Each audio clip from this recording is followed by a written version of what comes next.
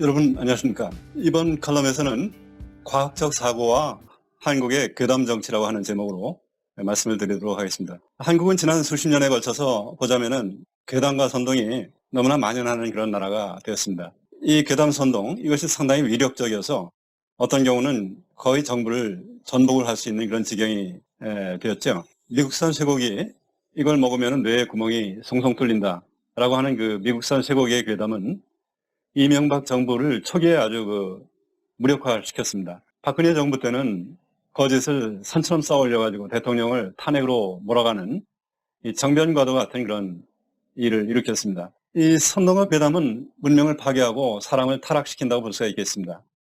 한국 사회의 그 선동과 괴담, 이것이 만연하는 이유는 과연 무엇일까? 이것을 좀 생각을 해봤을 때 한편으로는 거짓에 잘 속는 그 성향이 일반인들에게 있는 것 같고, 또 다른 한편으로는 거짓말을 큰 죄로 여기지 않으면서 이거를 만들어내는 그런 성향이 두 가지가 이제 위아래로 이게 작용이 된다고 볼 수가 있겠죠. 여기에 더해서 세 번째로는 국수적인 종족주의가 작용을 한다. 그렇게 볼 수가 있겠습니다. 그래서 이번 칼럼에서는 한국 사회에 이 괴담 선동이 만연하는 여러 가지, 세 가지의 그 서로 연관되어 있는 이 이유들에 대해서 생각을 해보겠습니다. 첫째, 과학적 사고의 결여. 이것은 이제 오늘날 그 한국 사회가 이 괴담 선동이 만연해 있다고 하면은 그 얘기는 잘 속는 그런 성향을 사람들이 가지고 있다 이렇게 볼 수가 있는데, 더 나아가서 이 잘 속는 그 원인은 무엇일까? 이거는 사회 전반에 과학적 사고가 결여되어 있다, 그렇게 달리 표현을 해볼 수도 있는 것이지요. 나아가서 과학기술 문명, 이런 그 문명 발전에 대한 마인드가 없다라고 볼 수도 있겠습니다. 왜 하필 그 미국 드넓은 그 초원에 이렇게 소를 방목을 하면서 키우는 좋은 환경에서 자라는 그 소인데 미국산 쇠고기에서 광우병이 생길까? 이런 걸 좀 의심을 할 수 있어야 되죠, 사람들이. 그렇게 하고 정말로 광우병이 그런 균이 발견이 됐다라고 한다면 이것이 그 균이 검출이 되는 것인지 하는 이런 검출의 예가 있는지 이런 거를 생각을 해보기도 전에 사람들은 이미 이 광우병, 광풍에 휘말렸습니다. 자, 과학적 사고라고 하면은 사물의 그 어떤 현상이나 이런 그 기존 지식에 대해서 정말로 그런가, 이거를 의식적으로 회의, 반성하고 이 과정에서 세우는 어떤 가설, 이거를 관찰과 실험을 통해 가지고 검증을 해서 이 진실을 밝혀내는 그러한 그 방법이라고 볼 수 있는 것이죠. 이 과학적 사고는 프란시스 베이컨의 그 뿌리를 두고 있다고 볼 수가 있습니다. 그리고 이제 현대 이 과학의 아버지라고 불리는 갈릴레오. 이 갈릴레오가 이제 망원경을 개량을 해가지고 이걸 목성이라든지 행성을 관찰을 한 후에 코페르니쿠스의 그 지동설을 지지했다가 로마 카톨릭 교회로부터 이제 총신 가택 연금의 그 형을 받았죠, 종교 재판에서. 그리고 갈릴레오가 여러 가지 실험들을 많이 했는데 무거운 물체와 가벼운 물체는 공기의 저항이 만약에 없다라고 보면은 이거는 동시에 떨어진다라고 하는 실험, 아주 그 유명한 그 실험을 했는데 이런 것이 바로 과학적 방법이라고 볼 수 있습니다. 이와 같은 그 과학은 예전에는 이걸 과학 철학이라고 이렇게 했듯이 이 과학은 원래 일종의 그 형이상학으로서 이게 분류가 돼 있었죠. 그렇게 도도한 길을 걷던 과학이 산업혁명기에 기술의 그 눈부신 발전에 이 자극을 받아가지고 정체성이 좀 약간 변했습니다.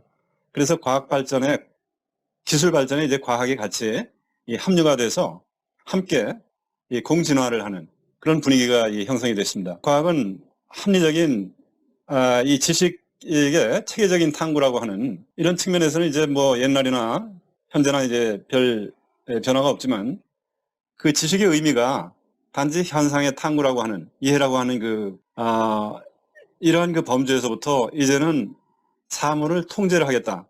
즉 기술의 적용이라든지 기술을 통해 가지고 어떤 이 기술의 적용 범위를 넓힌다라든지 혁신, 이런 거에 과학을 갖다 이용을 하는 식으로 이제 하나의 그 정체성이 변했죠. 그러면서 과학과 기술이 결합한 결과 오늘날 우리가 구별 없이 과학기술이라고 하는 그 합성어가 자주 쓰이는데, 이러한 그 과학기술은 우리가 흔히 그 후기 산업혁명이라고 일컫는 이런 거를 일으킴으로써 전기라든지 고층 빌딩, 뭐 엘리베이터, 냉난방 기술, 뭐 통신 기술, 이와 같이 현재 우리가 향유하는 인류 문명의 폭발적인 그런 진보를 가져왔습니다. 이렇게 그 문명의 진보라고 하는 것은 미신이라든지 괴담 이런 것이 아닌 과학적 진실에 이렇게 맥이 다 있다, 그렇게 볼 수 있는 것이죠. 우리 한국 사회의 경우 과학기술의 의미라든지 이 근대 시민의 정신, 그리고 과학적 사고의 어떤 중요성이라든지 우리 자유의 공화국 속에서 산다라고 하는 것이 어떤 덕목을 가져야 되느냐라든지 이런 것이 공교육을 통해 가지고 잘 길러져야 되는데, 현재 이 전교조라고 하는 여기에 정학이 되어 있는 이러한 공교육, 이것이 그러한 기능을 못함으로 인해 가지고 이 학생들이 오히려 전근대적인 반문명적인 그런 사고에 물드는 것이 아닌가 하는 그런 걱정이, 우려를 일으키고 있습니다. 두 번째는 이 과학기술 이거하고 이제 연관이 되는 문제겠지만은 거짓말을 갖다가 그렇게 큰 죄로 여기지 않는 이런 풍토가 있습니다. 이 과학기술에 의해서 문명을 건설한 그 근대인, 이 현대인은 종교개혁이라든지 기술혁명을 거치면서 이 하나님과 대면하는 나라고 하는 그 개인의식이 이제 싹트게 됐죠. 이 개인의 자각이라고 볼 수 있습니다. 이런 개인은 막대먹은 그런 개인이 아니고 진실을 존중하는 개인이라고 볼 수 있습니다. 이런 역사적인 그 흐름, 이거는 이제 막스 베버의 이 프로테스탄트 윤리와 자본주의 정신이라고 하는 책에 잘 기술이 되어 있는데, 그 신교적인 근검과 전략, 그리고 천재계의 어떤 그 헌신, 이걸 통해 가지고 자수성가하는, 이것이 바로 근대 시민의 어떤 그 모습이죠. 이거에 의해서 산업혁명을 거쳐 가지고 자본주의가 세워지고, 이런 그 근대 시민은 자기 이익만을 추구하는 것이 아니라 열심히 일하면서도 거짓이 없이 같이 협력하고 하는 그 거래처하고 약속을 지키는 가운데서 자신의 그 평판이 좋아지고, 그 결과 이제 사업이 성공을 하고 하는 그 사람의 이 모습이라고 볼 수 있습니다. 이 한국 사회의 문제는 특히 그 사회의 그 리더급이라고 볼 수 있는 이 정치인들이 근대 시민의 이 정신을 북돋워 주는 것이 아니고 오히려 사람들을 의존적인 하나의 대중, 말하자면 때로 만들어가려고 하는 이런 그 풍토가 있는 것이죠. 온갖 괴담과 이 선동이라고 하는 것은 정치권, 특히 대한민국의 건국을 부정하는 그 정치 세력에 의해서 양산이 되고 있는 것을 볼 수 있습니다. 이 괴담을 지어내고 선동을 하는 그 일이 서구 사회 같으면 사실 이게 정치 생명을 좌우하는 커다란 그 불명예가 될 텐데, 한국 사회는 거짓말을 해도 이 정치권에서 커다란 그 큰 피해가 없는 그런 풍조가 있습니다. 오히려 거짓말을 잘하는 이런 사람은 자기 편을 갖다가 결집시킨다라고 하는 그 효과를 갖다가 이제 좋게 받아들여가지고 이 괴담 선동을 잘하는 사람을 갖다가 이 중용을 하는 이런 웃지 못할 그런 현상을 우리가 볼 수가 있는 것이죠. 이거는 일종의 이런 풍토는 종교적인 전통하고도 좀 맥이 닿았다 이렇게 볼 수가 있는 것인데, 거짓말이라고 하는 죄를 지으면은 나중에 지옥에 떨어질지도 모른다라고 하는 이 종교적인 이런 마인드가 약하고, 오히려 그 현세적인 물질적인 이런 목적이 더 중요한 그런 사회에서는 거짓말이 좀 더 만연할 수가 있다.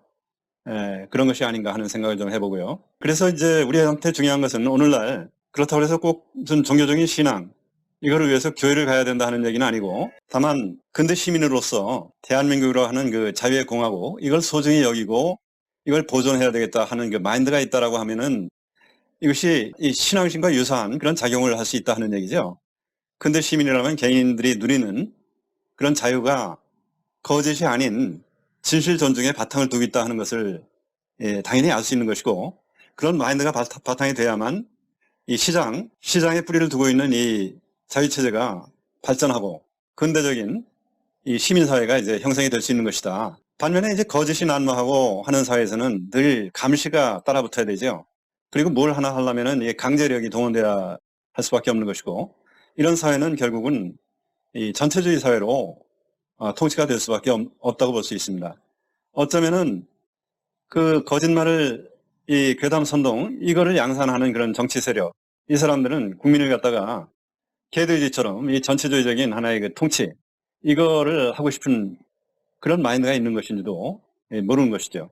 그 다음에 세 번째는 이 종족주의, 특히 그 반일 종족주의가 괴담과 선동을 부추기는 하나의 그 작용을 하고 있다. 그렇게 생각이 되는데요. 현재 진행 중인 하나의 그 괴담의 원천이라고 하면은 후쿠시마 오염수, 이것과 이제 괴담 관련된 그 선동이 이제 많이 있는데, 우리 방송 언론은 후쿠시마 처리수라고 하는 표현을 안 쓰고 한사코 후쿠시마 오염수라고 이제 부릅니다. 처리수라고 하는 표현이 일본에 유리할 것 같으니까 처음서부터 오염수라고 하겠다. 이런 그 의지가 이제 엿보이는 그 부분인데, 얼마 전에 이제 국제원자력기구가 전문 이 과학자들이 모여서 2년여 동안 이 추적을 하고 이 검증을 해가지고서 이제 이 140쪽에 달하는 최종 보고서를 냈죠. 그래서 일본이 지금 하려고 하는 이 오염 처리를 하고 이거를 수십 배로 희석을 하고 했는 그 희석된 처리수를 갖다가 바다에다가 천천히 방류를 하려고 하는 계획. 이거는 사람과 환경에 미치는 그 방사능의 영향은 무시할 만한 수준이다. 이렇게 이제 최종 결론을 냈습니다. 그렇지만 이제 이 정치권이나 이 방송, 여기서는 이 괴담성 선동 이것이 아직 멈추지는 않고 있죠. 그래서 우리 사회 같으면 이 천일염의 어떤 품절 사태도 일어났었고, 그리고 어떤 기자나 이런 언론인들이 물어보는 것이 집요하게 이렇게 추궁을 하는 것이 굉장히 그 저속하다 하는 느낌을 좀 많이 받는데, 뭐 이거를 그럼 직접 마실 수가 있느냐, 마실 용의가 있느냐라든지, 지금 그 희석된 물을 천천히 방류하는 문제를 논의하고 있는데, 이거를 왜 직접 마시라고 이렇게 약담 강요를 하는, 이거 굉장히 저속한 거 아닙니까? 뭐 언젠가는 이거를 너네 나라 수원지에다가 이 방류를 하지 그러느냐, 뭐 이런 얘기도 했다 하는 것 같은데, 이런 얘기가 자칫 짤막하게 편집이 돼가지고 전 세계의 어떤 뉴스로 이렇게 방영이 된다든지 하면은 세계 사람들이 한국인을 보는 이 평판이 굉장히 저속하게 이렇게 느끼게 되겠죠. 국제법 표준에 의해서 어렵사리 이거를 검증을 해가지고 세계에 발표를 하고 했으면은 혹시 그 발표 내용 중에 검증이 잘못된 부분이 없는가 하는 거를 좀 예의주시하고 뭐 이런 거는 이제 가능하죠. 그렇지만은 그걸 갖다가 뭐 직접 마실 용의가 있느냐라든지 이렇게 저속하게 선동을 하는 그런 그 접근은 굉장히 나라의 국격을 갖다가 손상을 하는 예라고 볼 수가 있겠습니다. 그런데 이러한 그 행태가 그 근원이 어디 있는가 하는 것을 가만히 생각을 해보자면은 결국은 북한의 전체주의자 그리고 공산당이 통치하는 중국 전체주의 집단 이쪽에 유리하게 친화적인 그런 세력이 결국은 그런 그 반일 종족주의를 선동을 하는 것이 아닌가 이렇게 이제 볼 수도 있기 때문에 결국은 이 세 가지 요인이 서로 상승작용을 하면서 우리 사회에 지난 20, 30년간 이 괴담과 선동이 점차 만연하는 그런 사회를 만들고 있다. 그러한 그 결론을 좀 내볼 수가 있겠습니다. 오늘 말씀 경청해 주셔서 감사합니다.